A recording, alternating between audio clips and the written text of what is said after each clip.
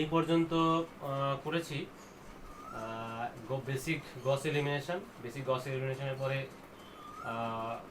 সেটা পিভটিং প্রবলেমটা দূর করার জন্য পার্শিয়াল পিভটিং, তারপরে করলাম গস জর্ডান। গস এলিমিনেশনের সাথে গস জর্ডানের তফাৎ কি?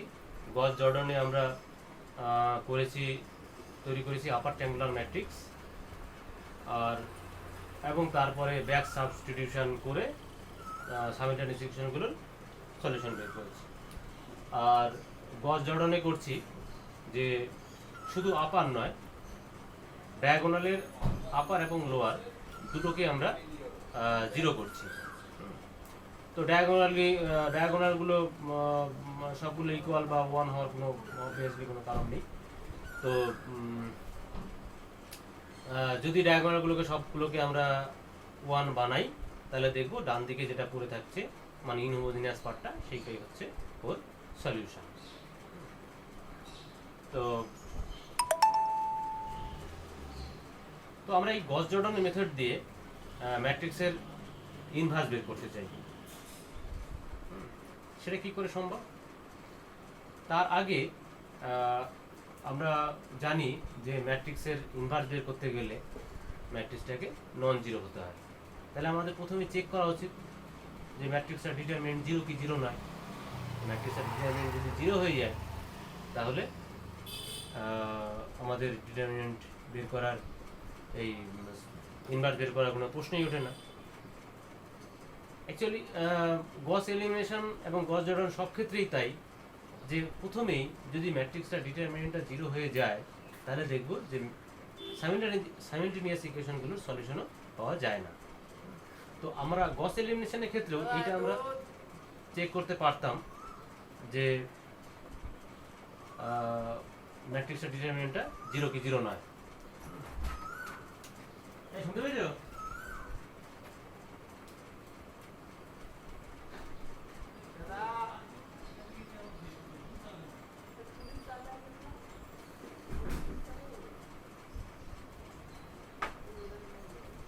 হ্যাঁ, যেটা বলছিলাম যে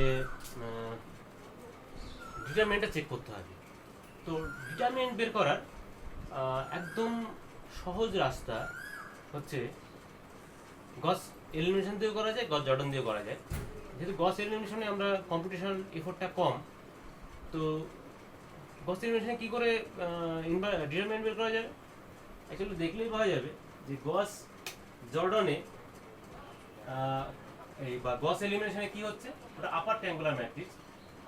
ফর্মটা কীরকম? A11 A12 A13 0 A22 A23 00 A33। তো এই ডিটারমিনেন্টটা কি হবে? আমরা জানি যে এইটা ইন্টু এইটা মাইনাস এইটা ইন্টু এইটা, তো এটা ইন্টু জিরো, তাহলে পড়ে থাকলো A11 into A22 into A33। তারপর একটা মাইনাস A12, এটা বাদ গেল, এটা গুণ এটা গুণ, দুটোই জিরো। আবার একই রকম এটা ইন্টু এইটা দেখা যাচ্ছে যে সব টার্মগুলি জিরো, শুধু পড়ে থাকছে A11 into A22 into A33। তাহলে গস এলিমিনেশনে যে ডায়াগোনালগুলো আছে তার সেইগুলোকে গুণ করলেই ম্যাট্রিক্সটার ডিটারমিনেন্টটা পাওয়া যাবে। তো যে পার্শিয়াল পিভটিংয়ের যে প্রবলেমটা, সেই ফরওয়ার্ড এলিমিনেশনের প্রোগ্রামটাকে আমরা যদি একটা রিনেম করে নিই যে ডিটারমিনেন্ট, তাহলে সেটা আমরা সেই প্রোগ্রামটা দিয়ে আমরা ডিটারমিনেন্টটা বের করতে পারবো। তো তো মেন প্রোগ্রামের মধ্যে তাহলে আমরা কি করব?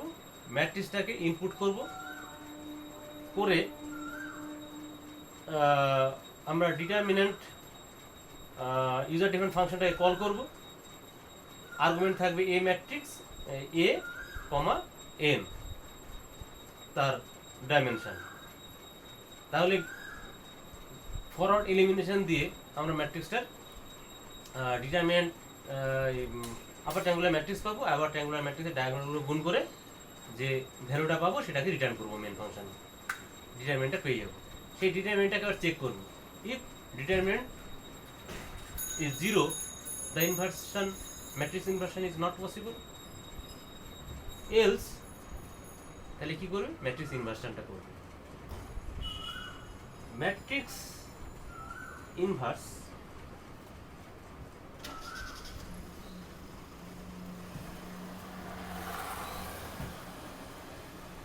কাকে বলছে,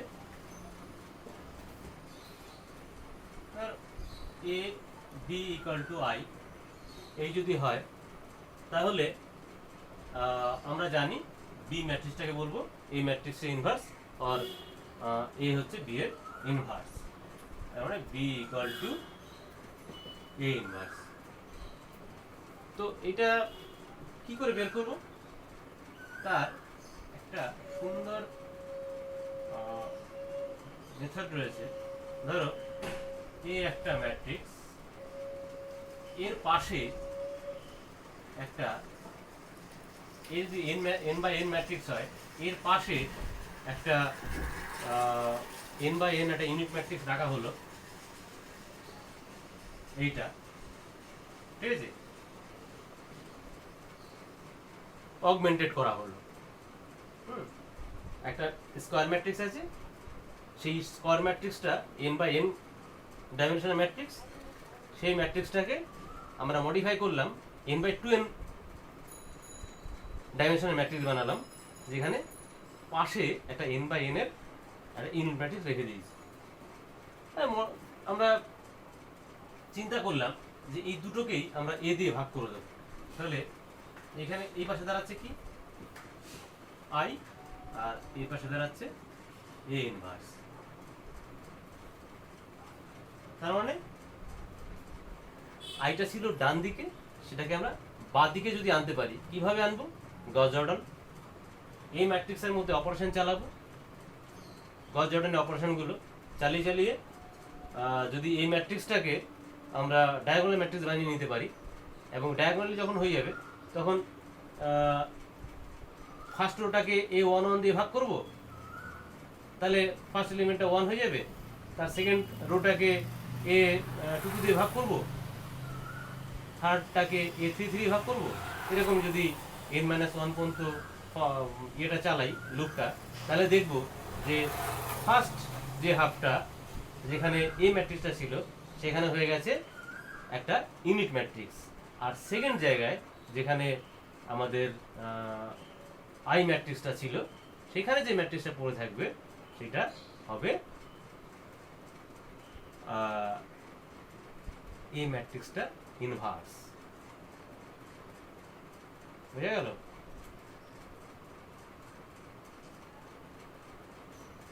মানে n ক্রস 2n এই অর্ডারের ম্যাট্রিক্সটার উপরে রো অপারেশন চালাতে হবে গস জর্ডানের মতো, ঠিক আছে? তাহলে যে সেকেন্ড হাফে যে ম্যাট্রিক্সটা পড়ে থাকবে সেটা, তার মানে তার রো হবে 0 to n minus 1 আর কলাম হবে n to 2n minus 1।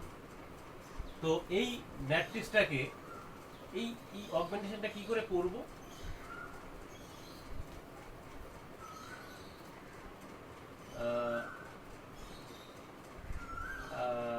আমরা চাই ধর A11 A12 A21 A22 এর পাশে চাই 1001, এই ম্যাট্রিক্সটা আমরা অ্যাড করতে চাই। এবার এর উপরে রো অপারেশন চালাবো, এই সবগুলো চালালে এই পাশটা আমরা একটা ইউনিট ম্যাট্রিক্স হয়ে যাবে, আর এইখানে যেটা পড়ে থাকবে সেটাই হবে ওর ইনভার্স ম্যাট্রিক্স। তো এইটা অ্যাড করার জন্য আমরা কি করব, প্রথমে তো এই ম্যাট্রিক্সটাকে স্ক্যান করলাম, করার পরে একটা ফর লুপ চালাচ্ছি এটা রোর জন্য। রোটা কি হবে, i = 0 to n - 1 এই পর্যন্ত যাবে। আর কলাম কি হবে, কলাম হবে n to 2n - 1, তাই তো? তাহলে এইখানে একটা ইফ চালাতে হবে, ইফ I equal to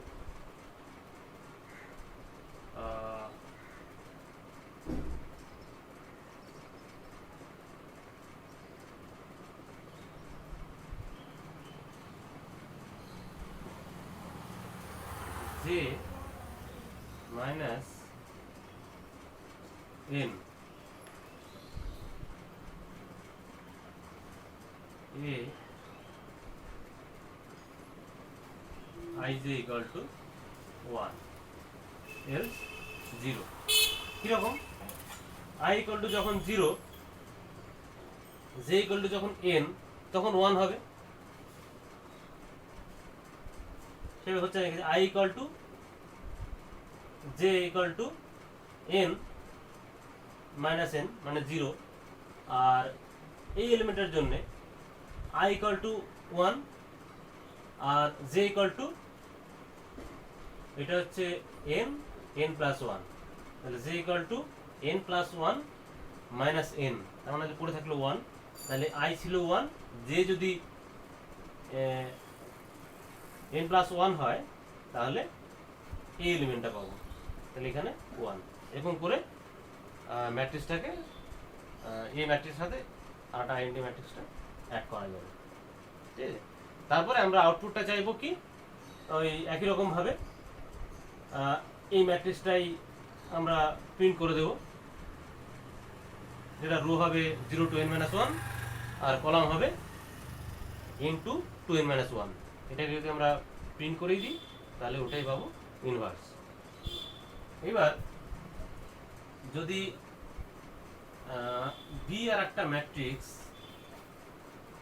যদি এরকম থাকে ax = b তাহলে আমরা জানি x = a ইনভার্স b তাহলে একটা ফাংশন যদি আমরা ডিফাইন করি যে সলিউশন বা কিছু একটা যেখানে তার সলিউশন একটা ইয়ে করলাম একটা ফাংশন ডিফাইন করলাম যার আর্গুমেন্ট হবে ইনভার্স ম্যাট্রিক্সটা in v a comma B ম্যাট্রিক্সটা যাবে ওর সাথে আর n তাহলে সেইটা কি হবে সিম্পল শুধু একটা ম্যাট্রিক্স মাল্টিপ্লিকেশন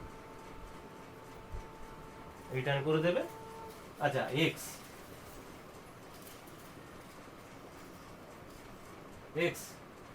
যাবে তাহলে আমরা মেন ফাংশন x এর সলিউশনটা পেয়ে যাব যদি কোনো প্রবলেম হয় তাহলে গ্রুপে লিখবি তাহলে তখন কোনো ক্লারিফিকেশন থাকলে হ্যাংআউটে তখন করে নেওয়া যাবে ওকে আর ইউনিভার্সিটি এবং প্রিন্সিপাল যেমন চাইছে যে মাস দেরিকের মধ্যে পরীক্ষা নিতে হবে জানি না কি করে সেটা সম্ভব অনেক সিলেবাস টাচই হয়নি সুরজিৎ দর্পণ নিচ্ছে শুরু করে দেবে পিএসএম তখন স্টার্ট হয়নি জানি না তো চেষ্টা করবো যাতে তোদের সিলেবাসটা শেষ হওয়ার পরেই পরীক্ষাগুলো স্টার্ট হয় থ্যাংক ইউ